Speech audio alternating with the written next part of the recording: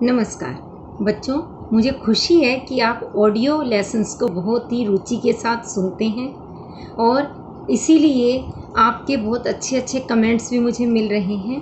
और ये audio lessons जहां आपको कोई विशेष प्रयास किए बिना पाठ्यक्रम तैयार करने में मदद करते हैं, वहीं साथ ही आपके श्रवण कौशल और एकाग्रता को भी बढ़ाते हैं। तो आज का जो ऑडियो लेसन मैं लेकर आई हूँ उसका नाम है जहाँ कोई वापसी नहीं। कक्षा 12वीं की पाठ्य पुस्तक अंतरा भाग 2 का यह पाठ लिखा गया है निर्मल वर्मा जी द्वारा और वाचन स्वर है डॉक्टर अनुपमा का। तो इस पाठ को शुरू करने से पहले जान लेते हैं इसका परिचय। पाठ परिचय के उपरांत हम इस पाठ को सुनेंगे। जहाँ कोई वापसी नहीं, यात्रा वृत्तांत धुंध से उठती धुन संग्रह से लिया गया है। इसमें लेखक ने पर्यावरण संबंधी सरोकारों को ही नहीं, विकास के नाम पर पर्यावरण विनाश से उपजी विस्थापन संबंधी मनुष्य की यातना को भी रेखांकित किया है। लेखक का यह मानना है कि अंधाधुंध विकास और पर्यावरण संबंधी सुरक्षा के बीच संतुलन होना चाहिए, नहीं तो विकास हमेशा विस्थापन और पर्यावरण संबंधी समस्याओं को जन्म देता रहेगा और मनुष्य अपने समाज, संस्कृति और परिवेश से विस्थापित होकर जीवन जीने के लिए विवश होता रहेगा। औद्योगिक विकास के दौर में आज प्राकृतिक सौंदर्य किस तरह नष्ट हो रहा है, इसका मार्मिक चित्रण इस पाठ में किया गया है। यह पाठ विस्थापितों की अनेक समस्याओं का हृदय स्पर्शी चित्र प्रस्तुत करता है। इस सत्य को भी उद्घाटित करता है कि आधुनिक औद्योगिकरण की आंधी में सिर्फ मनुष्य ही नहीं उखड़ता, बल्कि उसका परिवेश, संस्कृति और आवास स्थल भी हमेशा के लिए नष्ट हो जाते हैं। इस पाठ परिचय के पश्चात अब हम आगे बढ़ते हैं निर्मल वर्मा जी द्वारा लिखित पाठ जहाँ कोई वापसी नहीं की ओर। सिंगरौली 1983। वह धान रोपाई का महीना था, जुलाई का अंत, जब बारिश के बाद खेतों में पानी जमा हो जाता है। हम उस दोपहर सिंगरौली के एक क्षेत्र नवा गांव गए थे। इस क्षेत्र की आबादी 50,000 से ऊपर है, जहां लगभग 18 छोटे छोटे गांव बसे हैं। इन्हीं गांवों में एक का नाम है अमझर, आम के पेड़ों से घिरा गांव जहां आम झरते हैं। किंतु पिछले 2-3 वर्षों से पेड़ों पर सूनापन है, ना कोई फल पकता है, ना कोई नीचे झरता है। कारण पूछने पर पता चला कि जब से सरकारी घोषणा हुई है कि अमरौली प्रोजेक्ट के अंतर्गत नवा गांव के अनेक गांव उजाड़ दिए जाएंगे, तब से न जाने कैसे आम के पेड़ सूखने लगे। आदमी उजड़ेगा तो पेड़ जीवित रहकर क्या करेंगे? टिहरी गढ़वाल में पेड़ों को बचाने के लिए आदमी की संघर्ष की कहानियां सुनी थी, किंतु मनुष्य के विस्थापन के विरोध में पेड़ भी एक साथ मिलकर मूक सत्याग्रह कर सकते हैं, इसका विचित्र अनुभव सिर्फ सिंगरौली में हुआ। मेरे लिए एक दूसरी दृष्टि से भी यह अनूठा अनुभव था। लोग अपने गांवों से विस्थापित होकर कैसी अनाथ, उन्मूलित जिंदगी बिताते हैं, यह मैंने हिंदुस्तानी शहरों के बीच बसी मजदूरों की गंदी, दम घुटती, भयावह बस्तियों और स्लम्स में कई बार देखा था। किंतु विस्थापन से पूर्व वे कैसे परिवेश में रहते होंगे, किस तरह की जिंदगी बिताते होंगे, इसका दृश्य अपने स्वच्छ, पवित्र खुलेपन में पहली बार अमझर गांव में देखने को मिला। पेड़ों के घने झुरमुट, साफ सुथरे खप्पर लगे मिट्टी के झोंपड़े और पानी, चारों तरफ पानी। अगर मोटर रोड की भागती बस की खिड़की से देखो तो लगेगा जैसे समूची जमीन एक झील है, एक अंतहीन सरोवर जिसमें पेड़, झोंपड़े, आदमी, ढोर, डांगर आधे पानी में आधे ऊपर तिरते दिखाई देते हैं, मानो किसी बाढ़ में सब कुछ डूब गया हो, पानी में धंस गया हो। किंतु यह भ्रम है, यह बाढ़ नहीं, पानी में डूबे धान के खेत हैं। अगर हम थोड़ी सी हिम्मत बटोरकर गांव के भीतर चलें तब वे औरतें दिखाई देंगी जो एक पांत में झुकी हुई धान के पौधे छप छप पानी में रोप रही हैं। सुंदर सुडौल धूप में चमचमाती काली टांगे और सिरों पर चटाई के किश्ती नुमा हैट, जो फोटो या फिल्मों में देखे हुए वियतनामी या चीनी औरतों की याद दिलाते हैं। जरा सी आहट होते ही वे एक साथ सिर उठाकर चौंकी हुई निगाहों से हमें देखती हैं, बिल्कुल उन युवा हिरणियों की तरह जिन्हें मैंने एक बार कान्हा के वन्य स्थल में देखा था। किंतु वे डरती नहीं, भागती नहीं, सिर्फ विस्मय से मुस्कुराती हैं और फिर सिर झुकाकर अपने काम में डूब जाती हैं। यह समूचा दृश्य इतना साफ और सजीव है, अपनी स्वच्छ मांसलता में इतना संपूर्ण और शाश्वत कि एक क्षण के लिए विश्वास नहीं होता कि आने वाले वर्षों में सब कुछ मटिया मेट हो जाएगा। झोंपड़े, खेत, ढोर, आम के पेड़ सब एक गंदी आधुनिक औद्योगिक कॉलोनी की ईंटों के नीचे दब जाएगा और ये हंसती मुस्कुराती औरतें भोपाल, जबलपुर या बैडन की सड़कों पर पत्थर कूटती दिखाई देंगी। शायद कुछ वर्षों तक उनकी स्मृति में अपने गांव की तस्वीर एक स्वप्न की तरह धुंधलाती रहेगी, किंतु धूल में लौटते उनके बच्चों को तो कभी मालूम भी नहीं होगा कि बहुत पहले उनके पुरखों का एक गांव था जहां आम झरा करते थे। ये लोग आधुनिक भारत के नए शरणार्थी हैं, जिन्हें औद्योगिकरण के झंझावात ने अपनी घर जमीन से उखाड़कर हमेशा के लिए निर्वासित कर दिया है। प्रकृति और इतिहास के बीच यह गहरा अंतर है। बाढ़ या भूकंप के कारण लोग अपना घर बार छोड़कर कुछ अरसे के लिए जरूर बाहर चले जाते हैं, किंतु आफत टलते ही वे दोबारा अपने जाने पहचाने परिवेश में लौट भी आते हैं। किंतु विकास और प्रगति के नाम पर जब इतिहास लोगों को उन्मूलित करता है तो वे फिर कभी अपने घर वापस नहीं लौट सकते।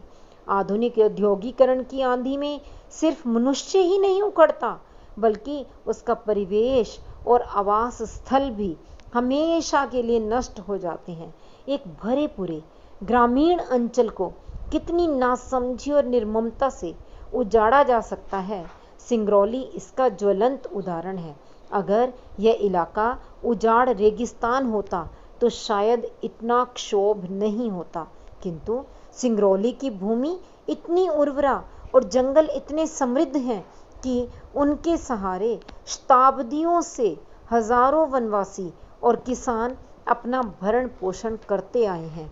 1926 से पूर्व यहाँ खैरवार जाति के आदिवासी राजा शासन किया करते थे, किंतु बाद में सिंगरौली का आधा हिस्सा, जिसमें उत्तर प्रदेश तथा मध्य प्रदेश के खंड शामिल थे, रीवा राज्य के भीतर शामिल कर लिया गया।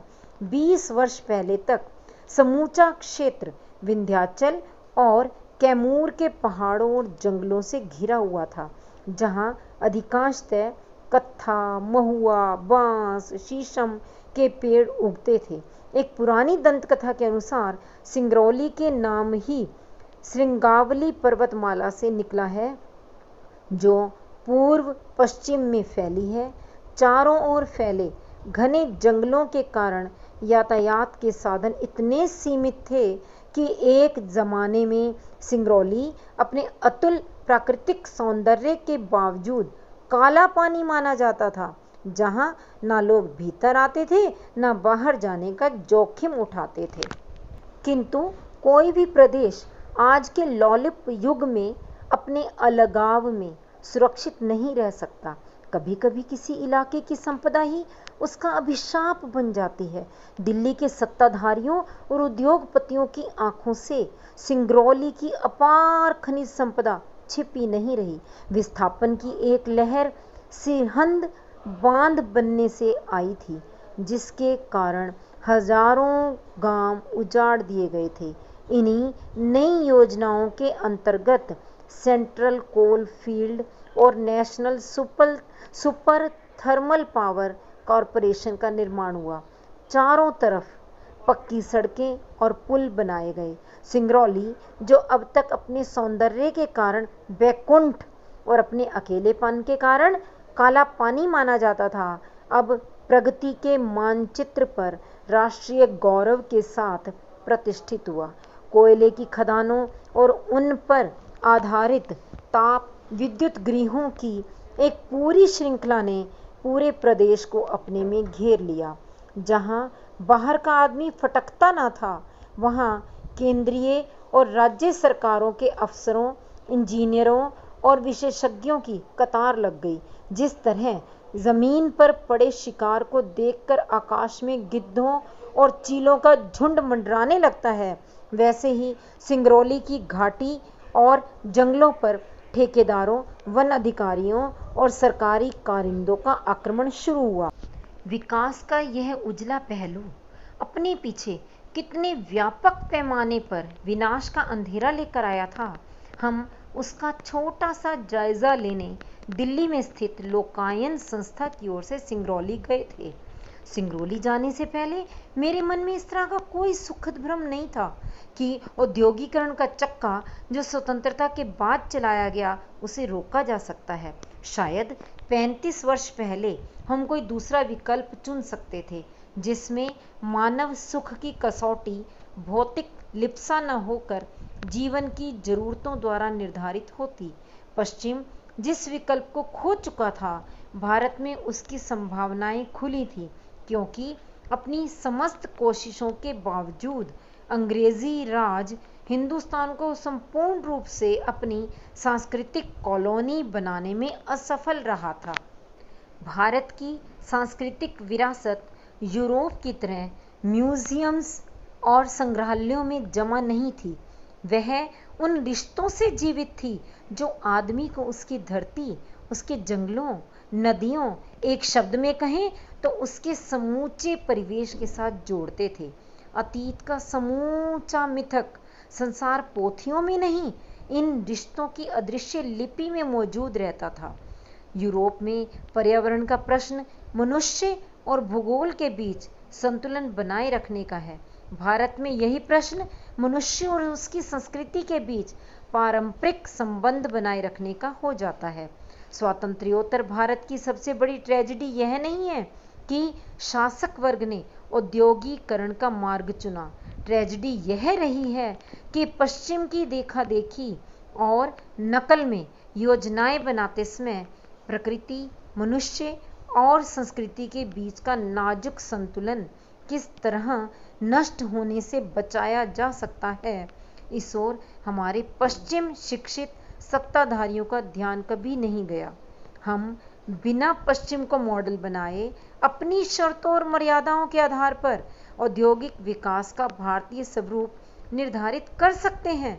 कभी इसका ख्याल भी हमारे शासकों को आया हो, ऐसा नहीं जान पड़ता। तो बच्चों, इसी के साथ ही ये पाठ समाप्त होता है। अब इस पाठ में आए कठिन शब्दों पर भी एक नज़र डाल लेते हैं। पहला है विस्थापन, यानी एक जगह से दूसरी जगह उजड़कर जाना, जाकर बसना। उन्मूलित, अपने मूल से कटना। तिरना, अलग थलग पड़ना या किनारे या हाशिए पर रहना। शाश्वत, निरंतर या कभी न मिटने वाला। झंझावात, मुसीबत या परेशानी। लोलुप, लालची। चक्का, चक्र। मिट्टी का ढेला, गाड़ी का पहिया। बच्चों, मुझे पूर्ण आशा है कि आपको बाकी ऑडियो लेसन्स की तरह आज का ये लेसन भी बहुत अच्छा लगा होगा, और यदि आपने इसे ध्यान से सुना है तो आप इस पाठ से जुड़े वस्तुनिष्ठ प्रश्नों के उत्तर आसानी से दे पाएंगे। और यदि आपको ये वीडियो अच्छा लगा तो इसे लाइक व शेयर कीजिए, व मेरे चैनल को यदि अभी तक सब्सक्राइब नहीं किया है तो कर लीजिए, और साथ ही बेल आइकॉन को भी दबा दीजिएगा ताकि मेरी हर लेटेस्ट वीडियो की अपडेट्स आप तक तुरंत पहुंच सके। धन्यवाद।